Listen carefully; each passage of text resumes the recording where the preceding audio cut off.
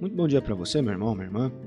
Nosso evangelho de hoje está em São Marcos, capítulo 12, dos versículos 13 ao 17. Neste trecho, as mesmas autoridades judaicas que terminam o versículo 12 questionando Jesus e querendo até mesmo prendê-lo, ir atrás dele, enviam alguns fariseus, que eram uma espécie de mestres da lei, um grupo de estudiosos da doutrina judaica e da época, um grupo rabínico, um dos vários grupos, e também partidários de Herodes. Esses partidários de Herodes eram grupos de lideranças judeus que estavam a favor de Roma, que cooperavam, que eram a favor do domínio romano para a sua manutenção ali, para a manutenção da paz e, enfim, pregavam a paz e o diálogo, e apoiavam os romanos.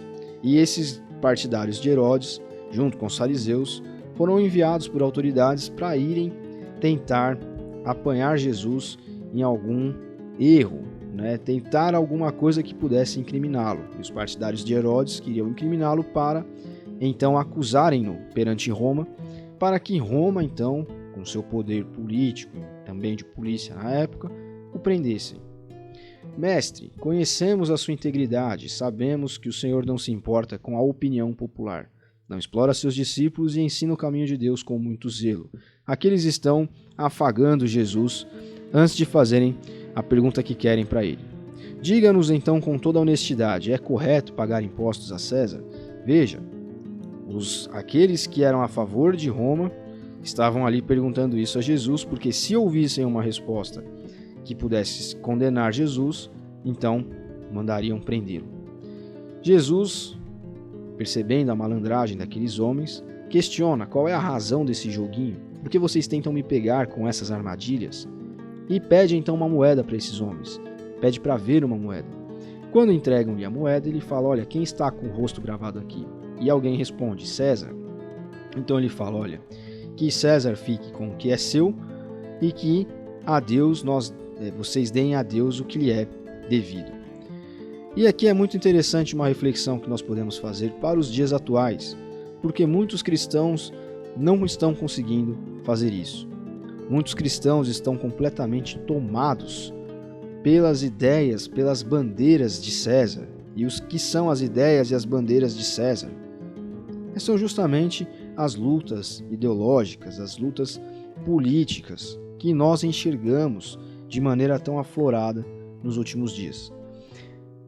Muitos cristãos estão deixando relacionamentos, estão quebrando vínculos, estão se esquecendo de que a esperança neste mundo aqui não existe, porque este mundo é um mundo caído, é um mundo do pecado.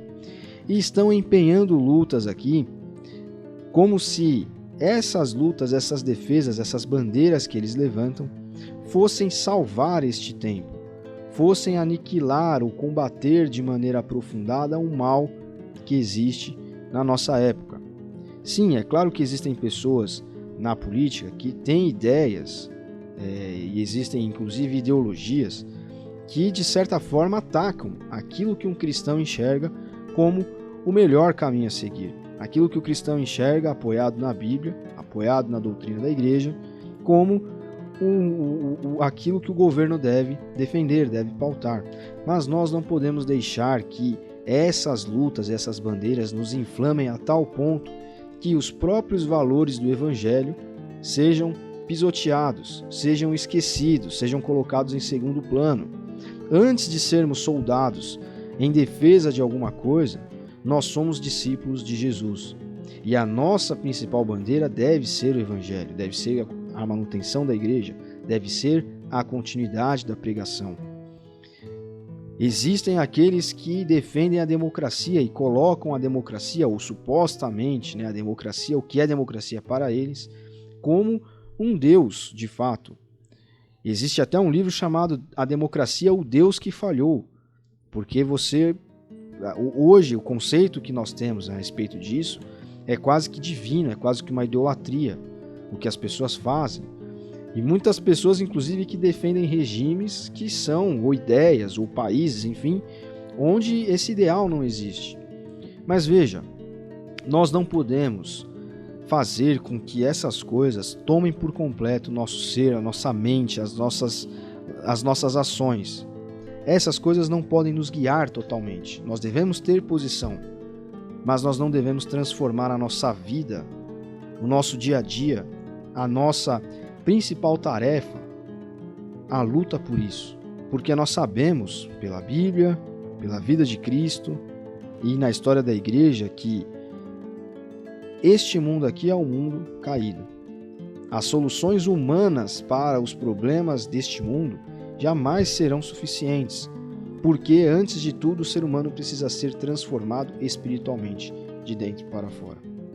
Então que a partir do evangelho de hoje, nós peçamos a Deus, ao Espírito Santo, sabedoria para que nós não lutemos a luta de César, para que nós entreguemos a César o que é de César, para que nós saibamos nos colocar, sim, com as nossas posições, aquilo que acreditamos e a nossa cidadania, mas não permitindo que isso se torne o nosso objetivo final.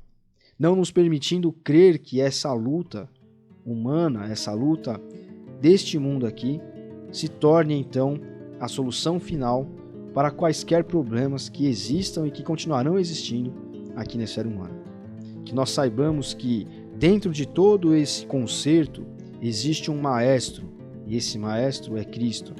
E Ele é o nosso guia, é por Ele que nós nos guiamos, e a transformação, seja ela qual for, virá de maneira espiritual, virá pelo Evangelho, e não pela força do braço humano, pela força política, pela força ideológica. Deus abençoe você. Até amanhã.